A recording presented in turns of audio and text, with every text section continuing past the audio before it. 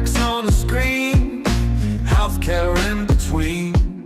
Physics, art, and math got us down this path. Historical tales come alive, where science and stories dive.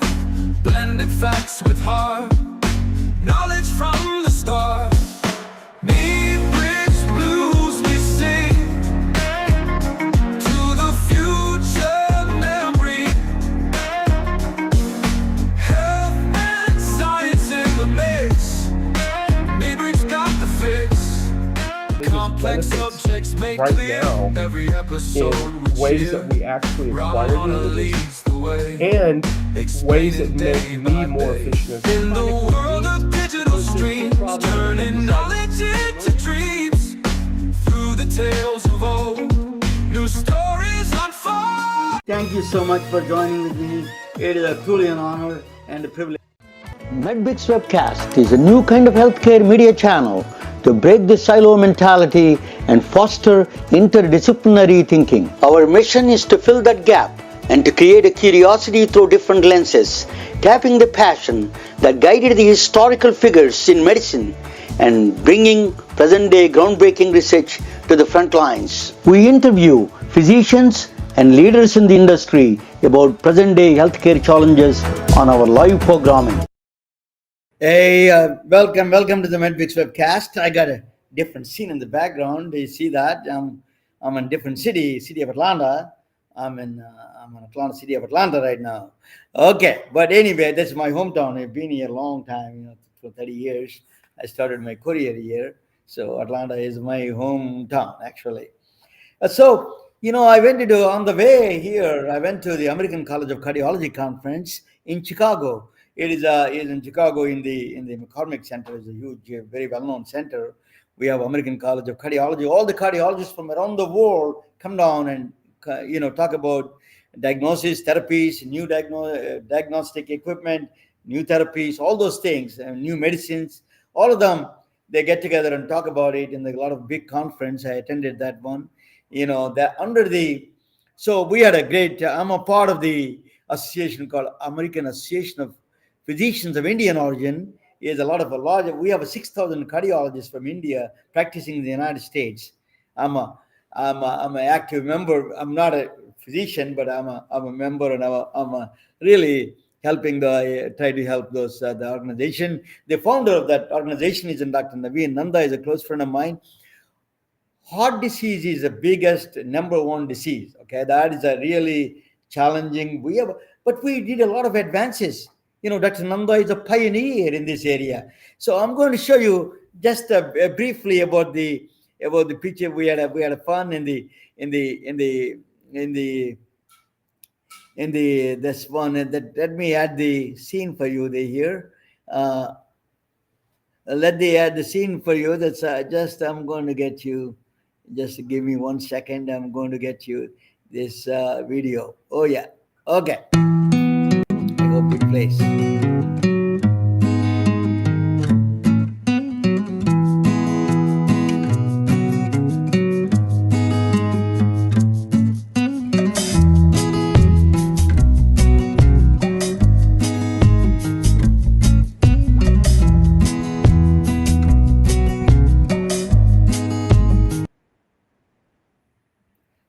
Okay, that's good. That is let me take it out. Then let me come back.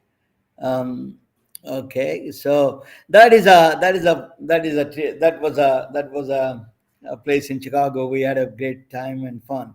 I'm going to talk about more. I interviewed the doctors and founders. So heart disease is number one, but the second biggest disease is that mysterious stills. Heart, we made a lot of advances in heart disease.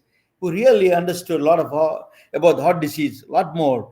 But in the cancer, the second deadly disease, we don't have much understanding. We're struggling. We spend billions of dollars, if not $1 trillion. It's a huge investment. Went through NIH, all over the world. They spend a lot of money on the cancer treatment and cancer research. But unfortunately, we didn't crack the origin, the real holy grail of the cancer. We just peripherals, we know some of the things we understood some extent, but the biggest challenge is cancer is still a puzzling disease in my view. So how do you, if the grants are $1 trillion grants going to NIH, from NIH to universities, and then pharmaceutical companies, there are still, we have not got any bigger outcomes. This is Einstein used to say, when if you keep on trying the old things and don't expect new things, anything new resolves. So we need to try to do something different. So we need to fund small startups, small cancer startups. In the That maybe 1,000 companies, they give $1 million each. Maybe they find something, because by using AI and quantum computers, they may find some solutions. So pioneer in this work, who is leading this kind of a startup cancer system, is Roger Royse. Of all the people in the world, is an attorney, is a tax attorney, is a startup basic class attorney from Silicon Valley, very veteran attorney, is a good friend of mine. Let me bring him to the main stage. Welcome, Roger. Roger, welcome to the. How did you get this involvement in the? Tell me a little bit background of yours, and then tell me why you were so much interested in the cancer startups. Okay, I wasn't sure what we were going to talk about tonight until just now, but that's okay. Yeah. We can run with that. So my name's Roger Royce. I'm a partner with Haynes Boone in Palo Alto. We're an AmLaw 100 law firm, and I do emerging growth and venture capital. That's startup companies, and that's formation, financing, and M&A exit. And as you know from my prior appearances, I have a background with agriculture technology startups. About 10 or 15 years ago, 10 or 12 years ago, I started a community called Silicon Valley AgTech. I come from an agricultural area. I have a lot of tech company clients. They were creating solutions to solve problems in food production and distribution. And that's how I got very interested and involved in that. More recently, I've become very interested and involved in oncology technology. And these are the startup companies that are solving the problem of cancer specifically. And you're absolutely right, Romano, when you say this is startup land. The large pharmaceutical companies are working on, let's be honest, they're driven by profits and they're risk averse. And they are driven on making the incremental improvements that don't really create tremendous amount of risk, but will justify the tremendous amount of money that has to go into them, mostly just trying to get through the FDA approval processes to get to market and get the product out in the hands of the consumers. Well, if you have shareholders to report to, like they all do, they're publicly held companies, you're not going to be very excited about swinging for the fences and taking big risks and placing big bets. That's what startups do. And this is an area that needs to be disrupted like no other that anyone has ever seen before. It is an area, and for a couple of reasons. Number one, let's just be honest. What we have is not working, okay? This problem is not getting, we're making incremental improvements, not the big improvements that we need to see. I was looking at the stats from the American Cancer Society the other day, and you can see, well, some cancers have gone down over the years, like lung cancer, because, who smokes anymore? Many other cancers have increased, okay? Well, how can that be? How can the incidence and the death rate be increasing in this day and age? So what we have now is not working. We need to do something different. What is that different thing? Well, I have seen so many technology companies now over the last 2-3 years that have just game-changing solutions and game-changing technologies, pharmaceutical solutions, immunology, even mechanical solutions. So there are big things out there. And I'm doing my best to try to get them to market. So, what are the complexities involved in the things like scientific? It is a complex. Cancer is a complex disease. It is a heterogeneous kind of thing. So, it is a lot of failures at their high-end R&D. That's why a lot of people are averse to investing. The regular investors, angel investors or traditional investors, they're kind of nervous about investing in the cancer startups. Where do you think you can get how can you attract this kind of investment from? Who are the people that we need to really address to? Yeah, the venture community, the angel community, the affinity investors, typically that's family offices. All of the large nonprofit organizations have a venture investing arm, not just in oncology, but in other areas, for example, which I also work with. So we're all coming together, and it is definitely happening. And the constraints here now are there's a lot of companies, and the constraints are getting them in front of the right investors, the affinity investors. And then, of course, the elephant in the room, of course, is the regulatory process here in the United States in particular, because there are proven therapies out there now that you can get them in one of two ways. You can go to another country that doesn't have an FDA, or you can try to get some sort of special exemption and find a care facility that will actually go beyond standard of care under maybe a clinical research program, clinical trial, right to try, something like that. And it's just a very cumbersome procedure. And I talk to these companies and I see things that just blow me away. And I say, that is awesome. I say, when is that going to be available? Oh, 10 or 15 years, FDA will approve it maybe in that amount of time. And those are maybe the more extreme cases, but you get the idea. It's just a very expensive regulatory process here. Roger, can you give me a couple of examples of these startups, like one or two examples, which one they come across to your table? Yeah, God, just almost every day. So there's one, this is really fascinating. And I just read on LinkedIn today that they closed a funding, and I helped them as well by introducing them to some people that are very interested.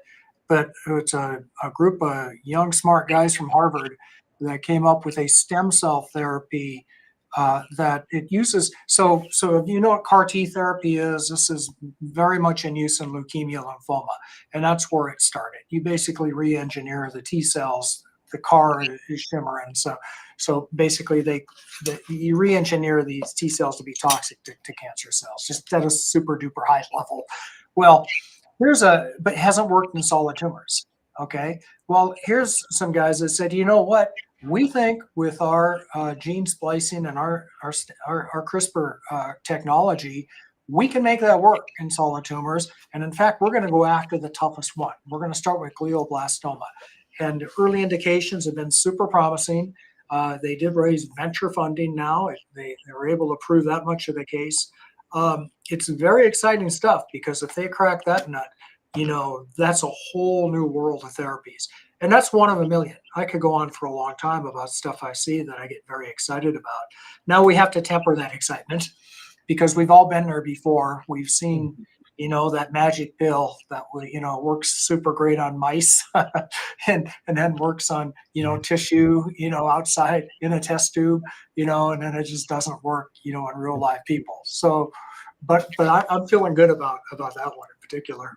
We have no other option, because people are getting older, and the cancer is the biggest threat to the humanity itself. Even India and those countries we never saw seeing cancers are growing a big time. So we have to really address this problem. Otherwise, it's a health catastrophe in making. In fact, that is. So I think governments all over the world should put some money for these startups and allocate some money rather than ignoring them. That's what my feeling is. But let us talk about a little bit of. I came from agricultural state, in India.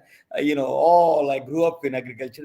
Tell me, agriculture technology. You are very, very much into, besides into cancer, this startups scene. You are also in agriculture technology. You do conferences in agriculture technology. A little bit go in that direction for a couple of minutes. I'm going to do that, but before I do, I want to say one last thing about this topic, because you just said something really interesting about the funding. Funding for cancer research is really under attack right now, federal funding anyway. And I think that fundamental research is absolutely essential in this field. Like I say, this is swing for the fences type stuff. We have to have game-changing stuff. We have to think about this in a different way. And it's pretty hard to find companies outside the startup space that are really able to do that. That's the function of government. It is one of the legitimate roles of government, is to fund things that private industry really cannot. It's not set up to do that. Specifically, there's a pancreatic cancer research program at the Department of Defense, which it's under what they call the Congressionally Directed Medical Research Program. And in a recently passed continuing resolution in Congress and now through the Senate, and now it's law. Bottom line is pancreatic cancer research has zero federal funding under this Department of Defense program. Last year it had $15 million. This year it has zero. That's the wrong direction. We should not be going to zero. We shouldn't be going negative. We should be increasing the funding, because I'll tell you something, that particular cancer is increasing at a rate of about 1-2% per year, every year. So, when you've got a fire burning, a fire raging, you don't all of a sudden decide you're going to cut back on fire extinguishers, right? If anything, you're going to kind of build a few more of them. And this is the total lunacy that I think we've got going on in funding of cancer research right now. Okay, and I will get off my. Let us talk about Let me talk about a little bit about that. Continuing a little bit about that.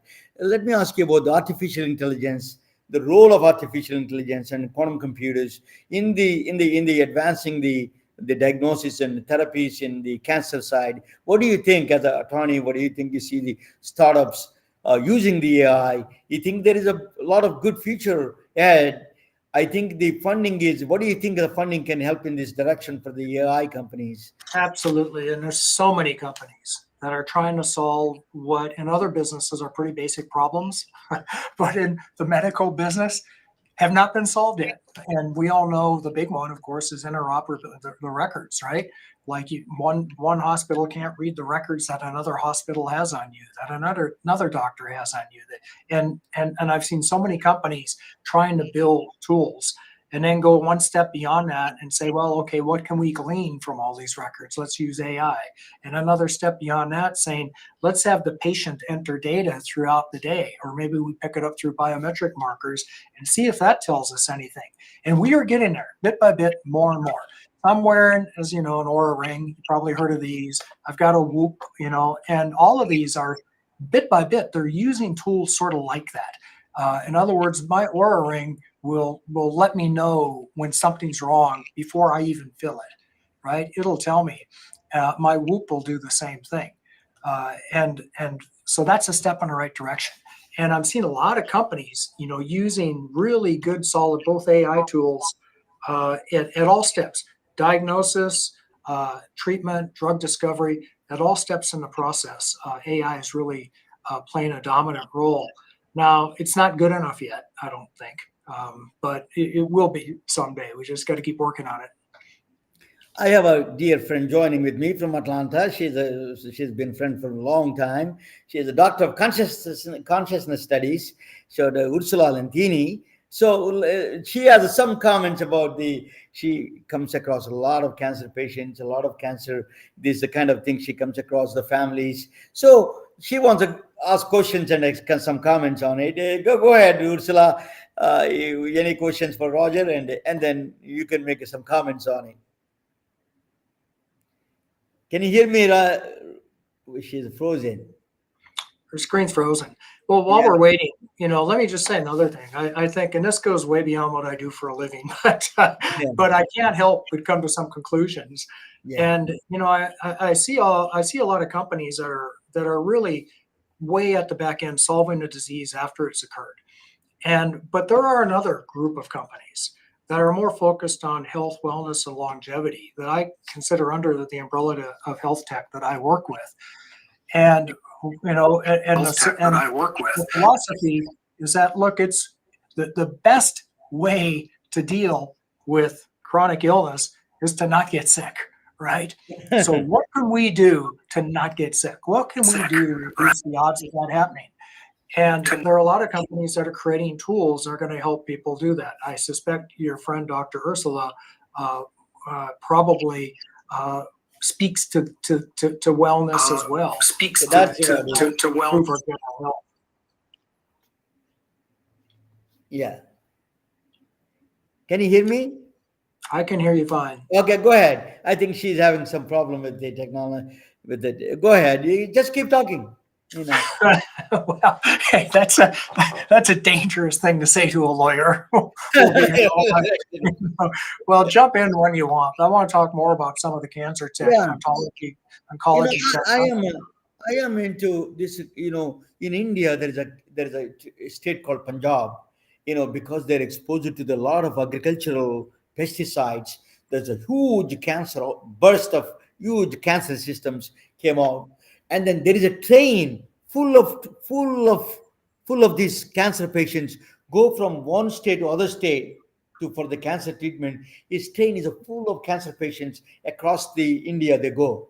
It is a really horrible scene to see. You know, this is kind of what is causing the food. You know, they let me bring Ursula. Has a lot of comments about it. Ursula, are you there? I don't know where is she. She's. I'm here now. I'm on my phone. As soon as I came on, I was there. And then, anyway, Yeah.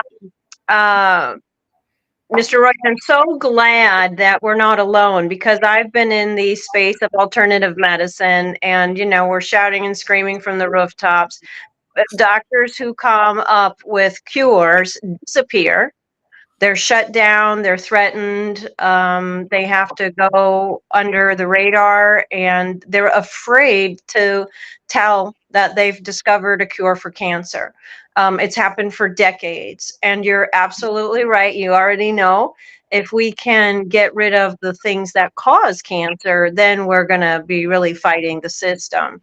I just recently found out that the cigarette companies, who you just said who smokes anymore, who are profiting handsomely, have moved to the food industry to make sure that the addiction chemicals that they were using in cigarettes are now in foods, and those are the things that are causing the cancer. We all know that 100 years ago, when we were eating farm fresh food and going to people's houses for dinner, eating handmade food, people that didn't even know what cancer was. So we can point to the food and say yes, and the carcinogens in the food compared to the European countries that don't even allow our garbage in their food is obviously the cause. So when we look at our country and say, how can the food industry poison our children specifically because they're weakening the immune system, not promote breastfeeding, which completely boosts the immune system. And then, we can't fight about it. Parents and families can't fight about it. So when we can address things in that direction, the other direction, which is the same direction, if somebody has cancer, they could go on a raw food, they could go on an extreme cleanse, they can do infrared treatments, there's natural things that are mistletoe, there's all kinds of natural things that are available. It's if the cancer's caught soon enough that it can be affected when it's into big tumors. So what do you think about everything I just shared? Well, you said a mouthful. So, but the one thing. So let's take a few of your points, because you really did say a lot there. So number one, the environmental stuff. I mean, speaking of AI, I've been sitting here forever now on AI because it'll just occur to me that's the cause of cancer, and I type into AI, show me the trend in first, like high fructose corn syrup and cancer. Almost, but we can't just pin it on that because that's actually gone down the last 20 years. Okay, how about sugar? No, not quite a perfect correlation. Obesity is a pretty close correlation.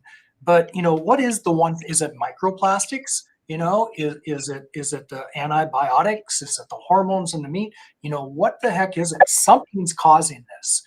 And you may be right. It might be highly processed foods. And it's interesting that you use that example because there's been a lawsuit filed against all of the big food companies now using the exact same legal theories that were used against the tobacco companies 20 years ago when they all start getting sued uh, for, for putting dangerous products into the market. And you can see that really changed the tobacco industry and it changed public's perception of them and how we work. And that whole kind of thing is happening now with food companies. Same claims. And the plaintiff is a fellow. In fact, I think he's from your neck of the woods there, who's a type 2 diabetic, and he said, "Look, you guys turned me into a diabetic." He says, "You knew this was going to happen, and you marketed this to me, and we haven't even talked about what they do to the children. This is an adult saying." You should have known, you should have warned me, you should have let me do this. So we'll see how that case turns out. But you can see that there definitely is a focus, a bullseye on food. Now, I don't want to say that's the one cause because, like, cancer is a complex set of diseases. It's like you said, Ramona, it's heterogeneous. But I will say that I have an app for that. I have an app that tracks my carbs every day, and I think you'd have to be awfully reckless these days if you're on a processed carb diet or on a high sugar diet anymore. And again, there's technologies that are out there now that will help you monitor that. There are blood sugar monitors, glucose monitors, that will help you monitor that and let you know what you can eat and what you can't eat. So again, I'm always like an optimist and a big believer in tech. And I think what we're going to find out, Dr. Ursula, is that there's a lot of contributors. I just listened to a podcast, and I think you're right. I think our food system is probably the number one biggest thing. But I don't think we can discount microplastics, mold, lots of other stuff, chemicals. And there's a growing body of evidence now that the coronavirus is itself an oncovirus, a weak oncovirus, kind of like HPV and hepatitis and some of the others. And we'll see, we'll see. But Mhm. Roger, that you're involved with the agriculture technology, right? So what Yeah. is agriculture technology can help in this direction to really Oh, simplify the process? there's absolutely overlap. I know where you're going with this. The Uh-huh. carrot and my family was in the produce business, right? So the carrot that my parents would sell 50 years ago, it's not the same carrot you're buying in a store today, right? It doesn't have the same nutritional value. And well, why is that? And that's a soil health issue. And for the last 10 years, I've been looking at companies focused on the problem of soil health and maybe hydroponic or aquaponic, which is the latest big thing, but not so late, but it's a big thing. But there are natural, take the pesticides, the chemicals out of the ground and start using more natural types of pesticides. So that I think that's part of it. I think it's just the quality of our food has just changed so much over the years. Ursula, that the thing is that Roger is a very active in the cancer startup scene. I didn't know whether you're watching that. Yes, The- I'm listening. yeah. So I think what do you think of the mental health play a role in the dealing with this kind of a complex disease? Yeah. Well, again, this is not a couple things. Number one, there are a lot of startups aimed at that too, right? that have apps that will try to help you with mindfulness and meditation and measure your mood and track different things. And so as part of my involvement in the community, I have occasion to talk to a lot of cancer patients. And in fact, just today, sadly, I just returned from a funeral of a good friend of mine named Lynn Williams, who died from breast cancer after she fought it for a good 7 years. But eventually, as Norm Macdonald would say, they fought it to a draw, I guess. So that's unfortunate. But I've talked to a lot of cancer patients. And I find that and I'm looking for that magic bullet. Like, what is it that gives you such a better outcome than somebody else? And I haven't been able to find any magic pill, but what I did find that's kind of common among the people who survive the longest is a good mental outlook and a good mental attitude. And I am the least superstitious person you will ever meet in your life, but I've come to believe that mental state has a tremendous amount to do with this. Yeah, let Ursula comment before that. I just want to make one comment. Your daughter gave you J. Krishnamurti's book, and Yes. she asked me about that. I'm glad she gave you that book. And J. Krishnamurti wrote that book. He's from my home state, and he is a very pioneer in the spiritual master, the philosopher. He was working with the quantum physicist David Bohm. He's really interesting. So go ahead, Virusula. You have a lot of experience in dealing with this cancer patients with the mental health. Just make a comment or any question. Both. Yeah, so in my metaphysical movement, that we have targeted resentment as one of the primary emotional states that are cancer causing. So when people come in, they come to me to do the subconscious healing, and we go through. And there's a lot of grievance in the past and all of that. Each organ would also represent different fear and anxiety and stress and grief. So depending on the organ and the relationship to the emotional state is where we address things. And I've helped cancer patients turn around from the emotional components that are cancer causing. But if, let's just say, stress. So the American Medical Association has admitted that stress is a very big cause of all diseases because, again, our immune system is very low because of stress. So when we talk about meditation and spending more time in nature, spending more time with actual human beings instead of on our cell phones, that all boosts our immune system and the happiness factor. When we have something to live for, then people really want to fight. So sometimes people are like, well, I'm sick and, who cares? And then, of course, they're on their way out. When cancer patients come to me and they say, this is not going to beat me. I need to stay alive. I'm a mother. I'm important. Those are the people who survive. Yeah, absolutely. Stress is so underappreciated as a causative factor. And we have to be able to deal with stress. What I found though is different people have different strategies for that, and different things work differently for different people. I think it's hard to say there's a one size fit all, and I'll just leave it at that. But I'm with stress. Let me ask you a question, both of you. That you're trying to say that is an individual thing. Stress is a response to. But what about the systemic stress? Society is giving a lot of stress. Governments are giving stress. The financial systems, all those are putting so much stress on people. What do you think? How can we do there's a bigger wash and boiling changes we can do with this kind of a stress systems? Roger, you're in the policy making a little bit. Tell us. No, that's way beyond my pay grade. Life is stressful. I don't think, to your point, I don't think we're going to change. We're not going to remove all the environmental stress. I just don't think that's possible. But what we can do is we can change how we react to it, right? So you mentioned my daughter and I, debated J. Krishnamurti for a long time.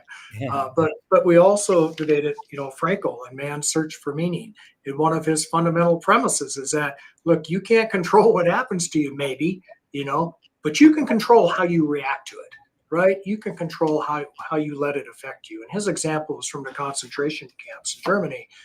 But I've always been very drawn to that sort of existential psychology philosophy, because it goes right to the heart of the big killer, which is stress. Now, for a materialist like me, what that means is the stress causes a cortisol reaction, which triggers adrenaline, which raises your blood sugar, which creates IGF growth factor, which tells the cancer cell, oh, you need to grow. You're in an environment where you should grow. That, to me, the pathway is right along those lines. There might be something else to it that I can't see, but that's clear. That we absolutely can see, in a lab under a microscope. Let's And talk if about you go, hold on, so if you go to the same lab and say, what is the chemical response to a 20-second hug? What kind of serotonin, dopamine, immune boosting system happens when we spend 20 minutes outside in the sun? When we sit on the ground and just relax, what happens to our physical body? So in this stress, outside stress world, we have to inner resource now. So what's making us happy? What is filling up our cup? So when when the day comes along and takes from us, that we have something left at the end of the day. So each person, like you were saying, needs to find their own thing of happiness. Is it music? Is it dance? Is it other people? Is it relationship? Is it a little more sleep than 5 hours? Is it finding, farm fresh food? Is it fasting? Is it spending time in nature over the weekends? So it's very, very simple because we've survived for thousands of years pre-technology and lived pretty healthily. But when we have this new disease that goes along with the cancer, the all the inventions, we have to see, well, okay, if it wasn't there, let's go back to the simple things in life that really are meaningful. I've done a lot of hospice work, and the number one problem around dying is regret. So if we can create a regret-free lifestyle, then that would probably help with our immune system. But Yeah, that's let me ask the Roger to change his little hat, different hat, to put a startup attorney hat. Attorney, he is a very well known attorney from Silicon Valley. He does advise a lot of startups. He wrote a book called 10,000 Startups. Author of the book. So tell us a little bit about the book, and then let us talk about the startup. What is the investments? Because a lot of my audience are doctors, so that is give me some what are they can invest and how they can invest, and then what are the tax benefits or all those things very well. So give us a little bit background about your different hat kind of a thing. yeah. So shifting gears. So 10,000 Startups. It's actually my second book on startup law. Is just basically kind of like we're sitting here talking about health so that people can take control of their own health and self-educate and understand what they should stay away from and maybe what they should do more exercise, more outside maybe, and less alcohol and sugar. My book on startup law is a lot like that. I think startup entrepreneurs, they should have an idea of what they're getting into and not rely 100% on their lawyer to make all their decisions for them, because it's going to turn out a lot better for them if they have a much clearer roadmap. And the book is really written for a way for the startup entrepreneur to understand the legal system that they're stepping into, both the opportunities and the pitfalls. So let me bring that your maybe that I wanted to bring that presentation maybe that you did the. Let me bring that one. Well, it's all tax. I mean, if you wanted to talk a little bit about, I think you mentioned earlier, you asked me about what do we expect to see in the tax world, and I did put together a few slides on that. If you'd like me to talk about that, I will. I don't know your audience. We were I having did such get a it. lively discussion about health and and immune systems. But whatever you like. What is a Dead on Arrival book? I didn't know that you wrote this book. Go Yeah, ahead. that was the first book. I wrote that 15 years ago or so, and it's a book about all the mistakes that I've seen startup companies make over the last 40 years. And it was, after writing that, somebody occurred to me and says, well, why don't you tell us, instead of telling us what not to do, why don't you tell us what we should do? So Dead on Arrival is about the companies that made big mistakes and failed when they should have been successful. 10,000 Startups about all the companies where you didn't hear about their big splashy mistakes because they did things right and they quietly avoided problems and went on to become successful. Yeah, that is that's a very well-known book. A lot of people know about this book. So, Well, I do. so tell us the expired provisions. What is this Well, question? So anyway, we've got we've got big changes underway in government on so many different levels, as you know, but one of them is going to be our tax system. And we have a set of tax provisions that were enacted in 2017 that were set to expire in the next couple of years. Some of them expired in 2024. And the reason being, it has to do with the way tax bills get passed and how they score them and figure out the revenue impact. So they sunset after 10 years, typically, a lot of provisions.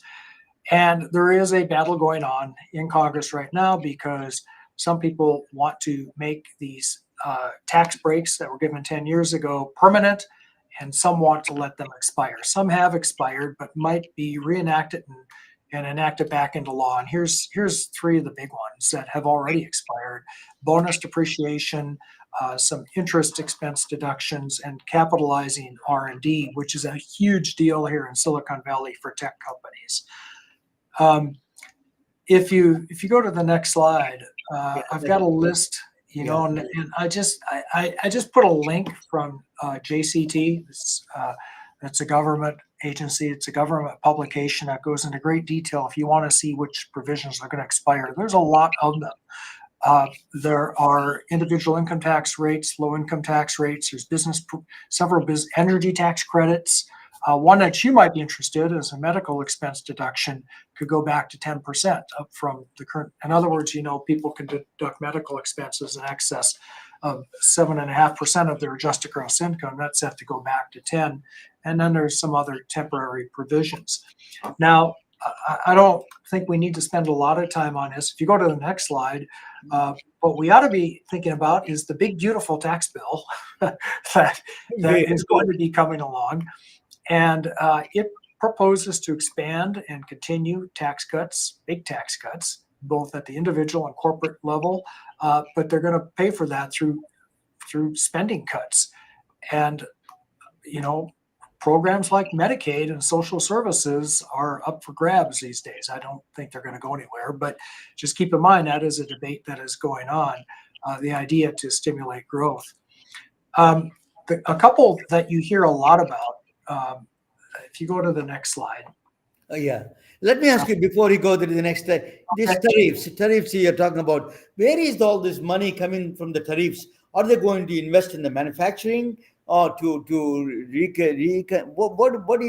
think the overall plan of these tariffs, money coming from the tariffs area? Yeah, who knows? We all know about Liberation Day, and now we're under the tariffs. We saw what happened to the stock market. And as we all know, the theory behind the tariffs is that that's going to influence consumers to buy more American products, which will generate U.S. manufacturing, which will create U.S. jobs. I don't think the tariffs, who knows, they might be a revenue raiser because maybe people will continue to buy from foreign parts or foreign manufacturers and just end up paying the tariffs that go to the federal fisc.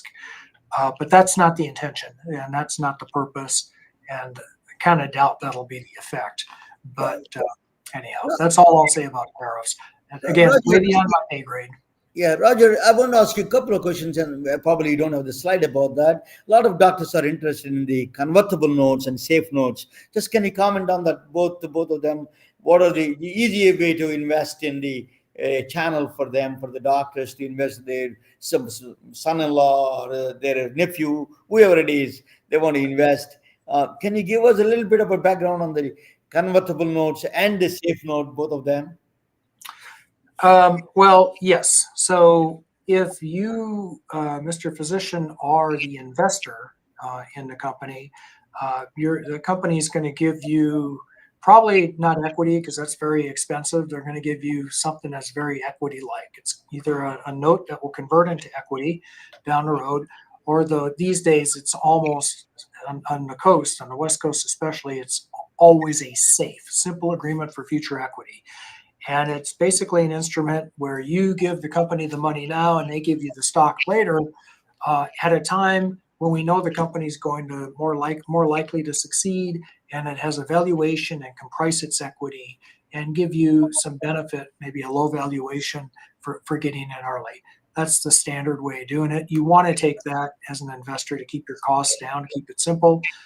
You want to give that as a company for the exact same reasons. So that's how all the seed fundings, right up until the first, what we call a price round, get done these days.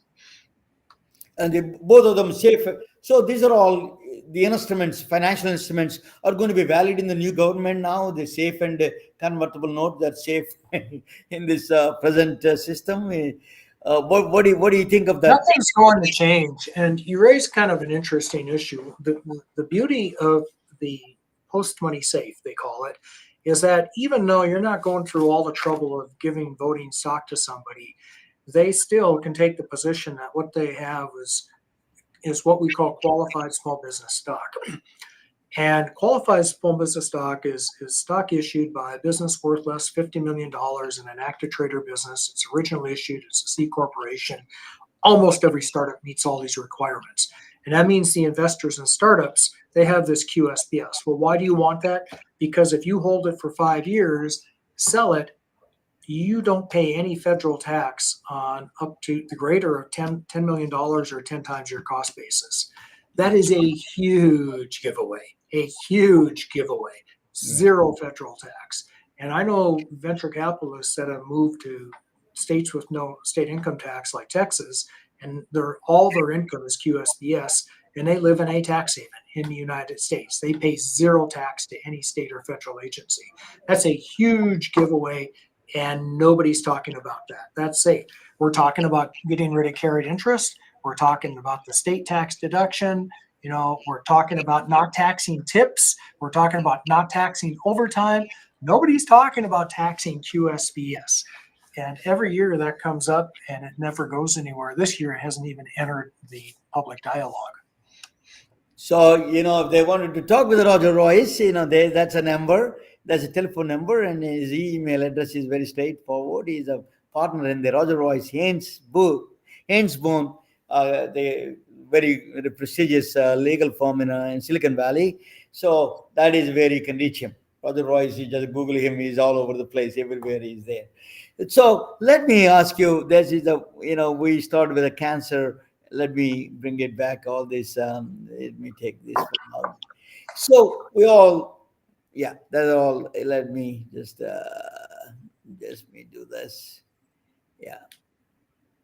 So Roger, what do you think we are all, struggling? The cancer startups, you're really evangelist for this. You're trying to do last 1 year. Every time there is a thing, so you're progressing about this kind of cancer startups. You're inviting a lot of people. And what do you think the doctors can do, or physicians, healthcare executives, hospitals can do to promote this kind of cancer startups? Well, again, I think the best way to deal with cancer is not to get it. If you do get it, to catch it as early as possible. And then I want to circle back, something I've been wanting to say, and I keep forgetting, but I agree with Dr. Ursula 100% when she talks about protecting the immune system. I mean, it's really all we got. At the end of the day, that's the only thing that's standing between us and disease. And I would really like to see, I guess, in a perfect world. And by the way, I am not anti-doctor. I'm as pro-doctor as they come. I have so many friends that are doctors. My hat's off to you for doing what you do. But I think the U.S. medical system is really designed to treat the disease instead of preventing the disease. And I really would like to see more doctors in a position, to say, hey, you might want to start thinking, about changing your diet before you become pre-diabetic or diabetic, or you might want to, think about, balancing the right foods and meals and supplements before your immune system is so trashed that stuff starts to happen. And I don't think that really happens that much in America. I want to say that the education system for the medical industry is not including anything else besides what they've been taught. So if someone comes in and says, I want to help people, health is really important to me, my family members have died, or my dad's a doctor, or whatever, they get in and there's one track, because alternative medicine, which is traditional historical medicine, is not taught there. So the best startup companies that I would love to see, people saying, okay, this is medicine, this is medication, and here's all the other ways that we can create health for ourselves, our families, our communities, our country. And I think that would be something, because there's such a need for it, and it's not really organized. It's pocketed. If you're diabetic here, if your propensity for that because of your culture is there, I think startup companies who have an organized system that says, here's what to do, here's the supplements to take, here's the lifestyle, here's the apps to keep you on track, here's how we can support you. I think people have a starving need for that, because the medical industry can't help that. And many doctors are looking for that. They're not being trained in that, but after their training, their formal training, they're getting other training to help their patients. I would be very happy to see a lot of startup companies helping the health system. I wanted to add that to you, Ursula. A lot of doctors, oncologists particularly, taking the lifestyle medicine now. Their board certifications are just starting to do the lifestyle medicine. So they understood there is a lifestyle is involved in this cancer. A lot of oncologists actually doing the lifestyle medicine boards actually. But I think what is Roger is doing is really remarkable. That's we need a lawyer to do the really startups for the cancer, because we tried everything. We tried all the other methods, didn't work. So we need a really evangelist, and he's a firm believer in the startups. And then he is an ecosystem that he is trying to build the cancer startups.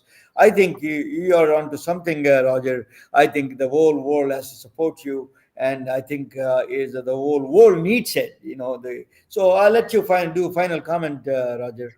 My final comment is I want to do a pitch for cancerpatientlab.org. I'm on the board, where we believe that informed and engaged patients get better outcomes. And we do weekly webinars. We have patients, we have oncologists, we have integrative doctors like yourself that come in and talk, scientists, researchers, startup entrepreneurs. And that's where I'm seeing a lot of kind of the really new, really interesting research. Secondly, my own website that I created, cancertherapystartups.com. You can take a look at 10-minute videos from a couple dozen, I guess, oncology tech companies that I've seen and I like. I got them all posted on the website. Think of it as a demo day, online. And then thirdly, the final thing in this space, together with my good friend Bob Carr from SV Link, we're going to go ahead and create an oncology tech conference here in Silicon Valley. Hopefully, we wanted to do it this summer, probably be next fall, here in Silicon Valley, where we're just going to try and bring the community together in a live venue and give these startups some panel exposure and some pitch exposure. So stay tuned.